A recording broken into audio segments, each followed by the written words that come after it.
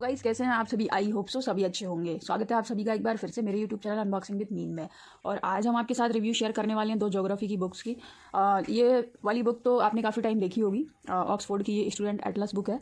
और काफ़ी सारे लोगों के कमेंट्स आ रहे थे कि ज्योग्राफी के लिए कोई अच्छी सी बुक अगर है तो वो बताइए। ऐसे तो आपने जो ट्रेडिशनल काफ़ी भारी भरकम बुक ज्योग्राफी की मार्केट में मिल जाती हैं आपको, लेकिन जो मैंने मार्केट में सर्च किया कि जो बेस्ट बुक हो, जो बिगिनर्स के भी लिए अच्छी हो और इसमें सारी जो चीज़ें हैं वो मैप के द्वारा, फ्लो चार्ट के द्वारा उसमें रिप्रेजेंट की गई हूँ। क्योंकि जो ज्योग्राफी वाला जो पोर्शन हम पढ़ते हैं उसके लिए हमारे लिए मैप स्टडी बहुत ज़्यादा इसेंशियल होता है। तो उसी के लिए यहाँ पर ये 2 बुक हैं। तो दोनों का रिव्यू एक ही वीडियो में अगर करेंगे तो वीडियो काफ़ी लंबा हो जाएगा गाइस, इसलिए इसके लिए आपको एक अलग सी वीडियो बना के दे दूँगी, तो आप उसमें देख लीजिएगा। अभी हम फिलहाल बात करते हैं इसकी।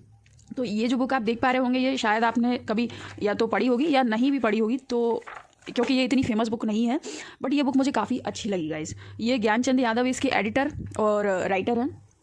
और ये जो बुक है वो NCERT यहाँ पे देख पा रहे होंगे, उस पर सारा मतलब NCERT का निचोड़ इस बुक में आपको देखने को मिल जाएगा। पूरी जो तैयारी की गई है वो NCERT की बुक से ये बुक बनाई गई है। तो ये बुक मुझे काफ़ी बेहतर लगी।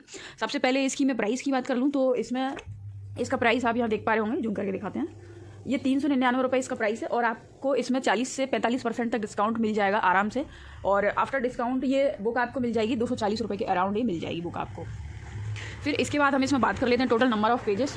तो ये आप देख पा रहे होंगे 394 की ये बुक है, पेजेस हैं इसमें। और काफ़ी बेहतरीन बुक है ये। इसकी जो प्रिंट क्वालिटी है, पेज क्वालिटी है, बहुत अच्छी है। सारे जो एग्जाम्स हैं, चाहे आप 1 टाइम एग्जाम दे रहे हो, रेलवे का है, सेंट्रल गवर्नमेंट के जितने भी एग्जाम है वो, और या फिर आप स्टेट PCS के लिए तैयार कर रहे हो, तो भारत का भूगोल इसमें काफ़ी बढ़िया दिया हुआ है। फिर इसके बाद कलरफुल प्रिंटिंग है।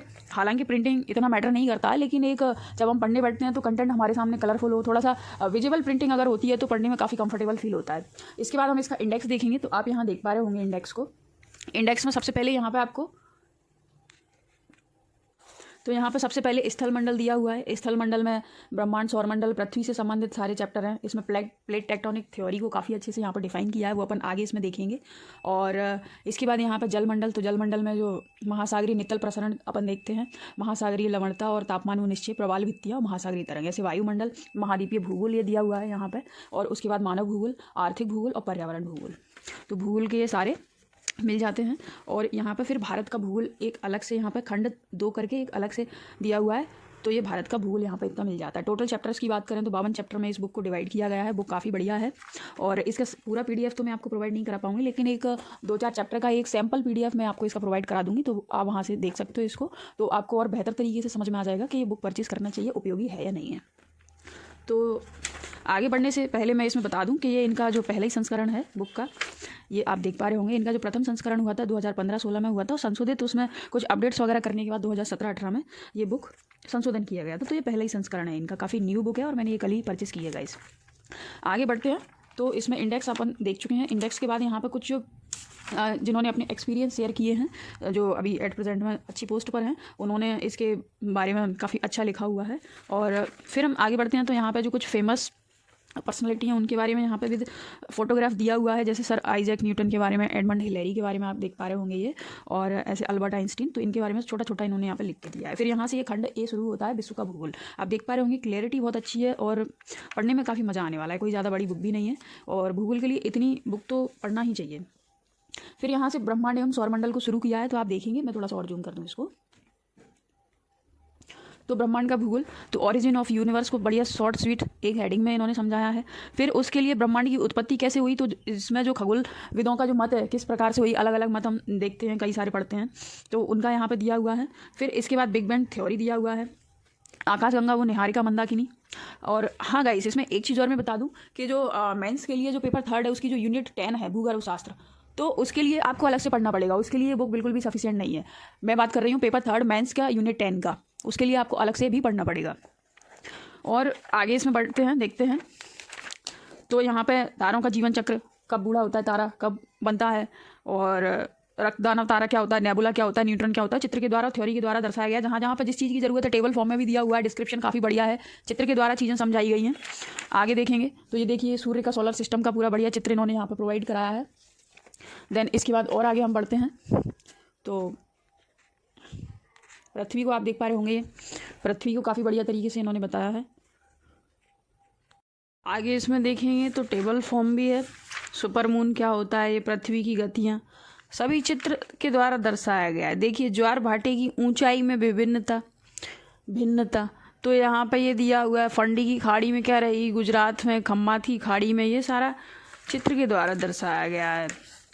फिर आगे भी हम देख लेते हैं। तो ये जो प्लेट टेक्टोनिक थ्योरी है उसको यहाँ पर चित्र के द्वारा बताया गया। ये एरो आप देख पा रहे होंगे कि कौन से महाद्वीप में से मतलब कौन से महाद्वीप में कौन सी प्लेट और टोटल प्लेट्स कितनी है, ये सारी चीज़ें। फिर आगे थोड़ा सा और मैं आपको बताऊं, फिर ये जल संधि वगैरह, तो जल संधि वगैरह यहाँ पे ये जल संधियों के नाम दिए हुए हैं, सभी के यहाँ पे पॉइंट डाल के यहाँ पर लिखे हुए हैं, तो वो आपको याद करने में काफ़ी ईजी हो जाती हैं कि कौन सी संधि कहाँ पर है। फिर इसके बाद जितने भी पठार हैं, पठार का यहाँ पे ये टेबल फॉर्म में दिया हुआ है, टोटल जो पठार हैं उनके नाम, और साथ में यहाँ पे भी दिया हुआ है ये कि कौन सा पठार कहाँ आएगा, यहाँ पे कौन सा कंट्री है।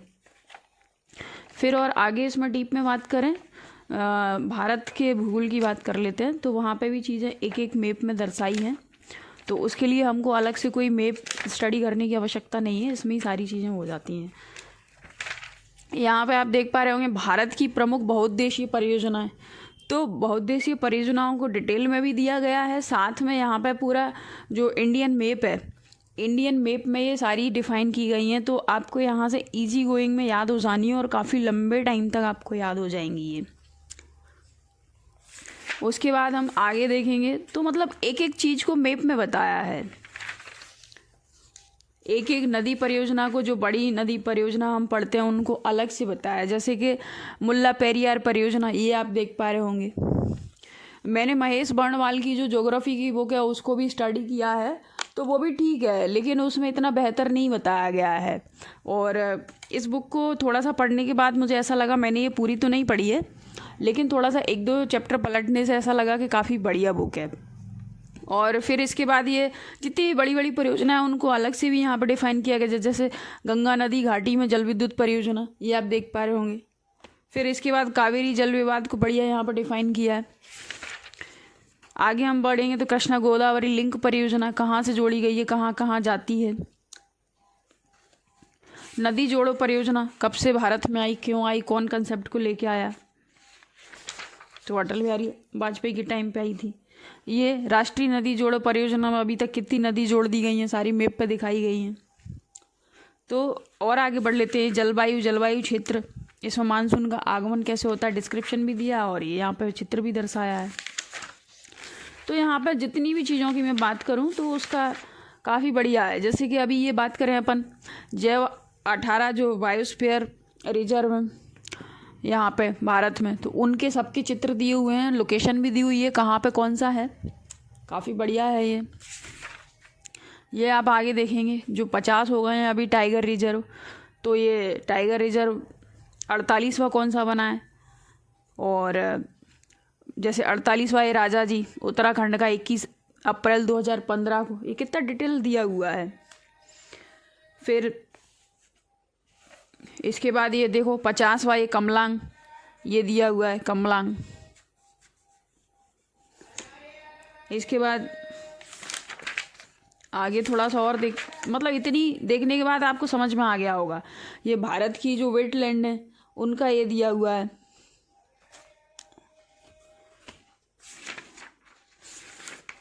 फिर इसके बाद ये भारत के राष्ट्रीय उद्यान कितने हैं जो इसमें इम्पोर्टेंट हैं, वो सारे मैप में दर्शाए गए हैं। पर्यावरणीय संस्थान, इसके बाद भारत का कृषि जलवायु क्षेत्र, तो अब कितने कृषि जलवायु क्षेत्र में भारत को बांटा गया। ये खनिज वाला चैप्टर काफ़ी बढ़िया तरीके से यहाँ पे इन्होंने बताया है, तो काफ़ी ठीक ठाक बुक है। अगर आप चाहें तो इसको ले सकते हैं। प्राइस भी ठीक है, ये कि 240-250 के समथिंग आपको ये बुक मिल जाएगी। और ये ऑनलाइन है कि नहीं है इसका भी, अगर ऑनलाइन अगर ये अवेलेबल होगी तो इसकी परचेज़ की करने की जो लिंक है वो आपको डिस्क्रिप्शन बॉक्स में मिल जाएगी, और तो आप वहाँ से इसको परचेज़ कर सकते हैं। तो अगले वीडियो में आपको जो ऑक्सफोर्ड की जो एटलस वाली बुक है उसका रिव्यू आपको मिल जाएगा। तो बने रहिए मेरे साथ मेरे चैनल पर, और चैनल पर नए आए हो तो गाइस चैनल को सब्सक्राइब ज़रूर कर लीजिए, क्योंकि आपके सब्सक्रिप्शन से और आपके वीडियो को लाइक करने से, शेयर करने से और वॉच टाइम बढ़ने से थोड़ा सा मोटिवेशन मिलता है और वीडियो बनाने का अंदर से मन करता है। तो मिलते हैं नेक्स्ट वीडियो में, तब तक मस्त रहिए, स्वस्थ रहिए। Thanks for watching guys.